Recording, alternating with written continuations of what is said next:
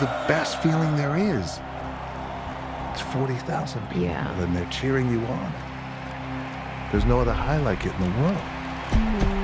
Look, my entrance into this movie was seeing that picture of Dwayne and Emily that was put on the internet, I guess a year and a half ago. How did the Smashing Machine come together? Well, so Dwayne, he had approached about like with the documentary, and he's like, I really want to do something with this, and it's such an interesting movie, and Mark is such an interesting character because here you have this like strong man, you know, who's dealing with so much struggle on the inside, and I thought, wow, this is amazing that Dwayne wants to tell this story, and there was something about the way that Mark spoke, the way that he tried to understand his emotions and his feelings that I just really connected with, and I just fell in love with the guy. And so I just really wanted to tell that story too. And I knew that it was for the same reasons as Dwayne, and that we wanted to explore the same things. And so that's kind of it. It was just like this kind of unspoken, like, oh wow, first of all, I can't stop thinking about it. I just want to like explore this world.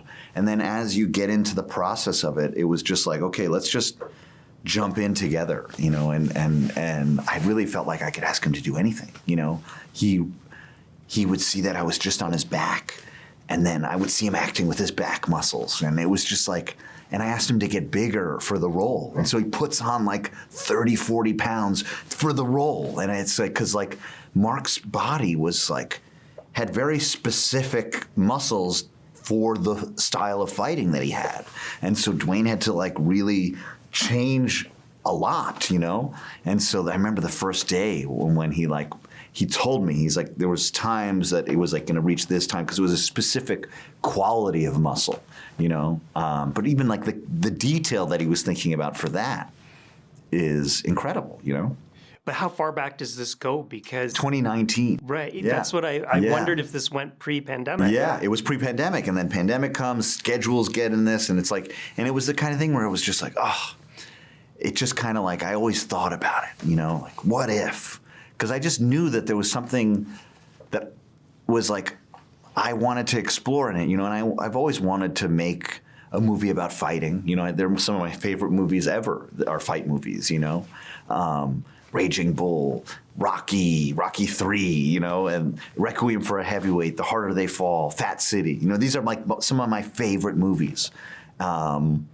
Even City Lights is boxing in it. You know, so it's like, but there's just it's such a unique thing because it's cinematic. You know, you have these. It's a very cinematic thing, and I think you can learn a lot about your life, and I think that's why they're so important. So I was like, oh, what can I do with this, you know? And there was something about early MMA specifically that's like almost like experimental, you know, wrestling versus capoeira, karate versus jiu-jitsu, and like how do these things fit? Who's the best fighter? What's the best style? And it's awesome. And I remember going to a fight with my stepfather in 2002, and it was just like, it was amazing, you know? It's like this insane environment, and these the styles were so incredible. And I just felt, I remember watching the documentary and being like, I wish I was there. You know, I really wish I was there. And I was like, oh, I can do that.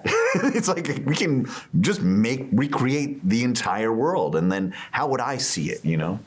Yeah, and for me, it's always the emotional beats of these stories, the Rocky, the Creeds, that stick with me.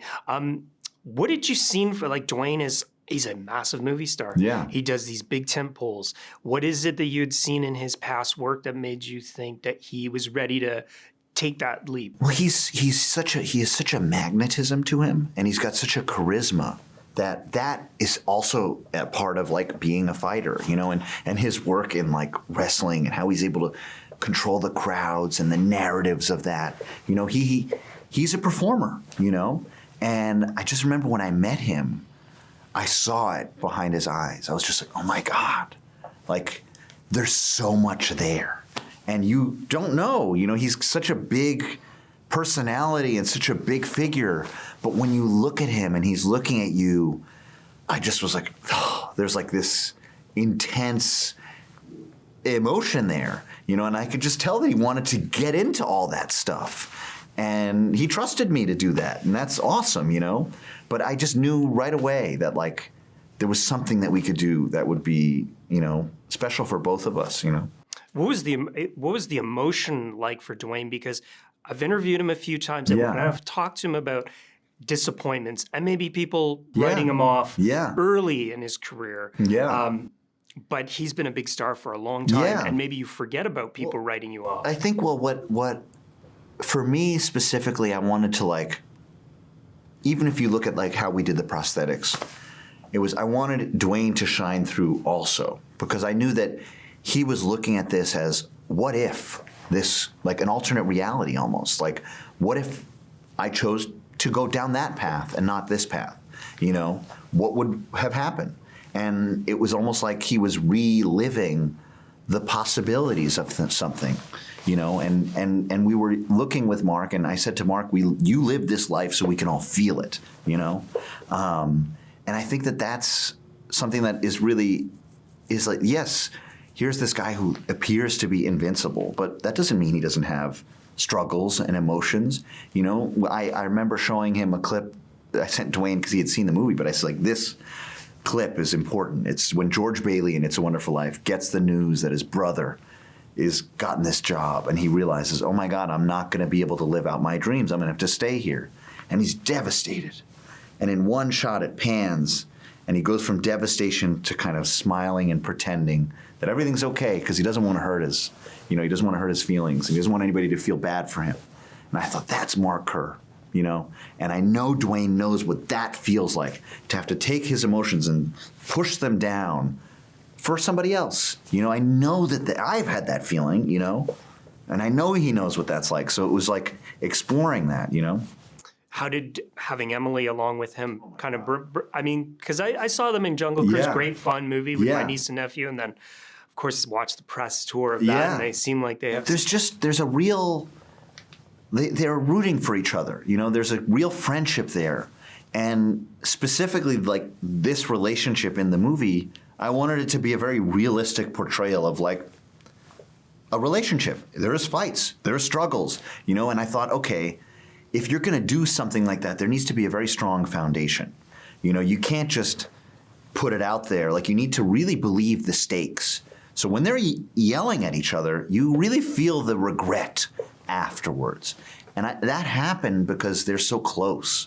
And they're in these moments, and it's really emotional for them because, like, they don't want to be saying this stuff to each other. And that's how it feels like when you get into an argument. I remember we all got into the room, and I said, let's just talk about all the times that we said something or did something that we feel really embarrassed about in those moments.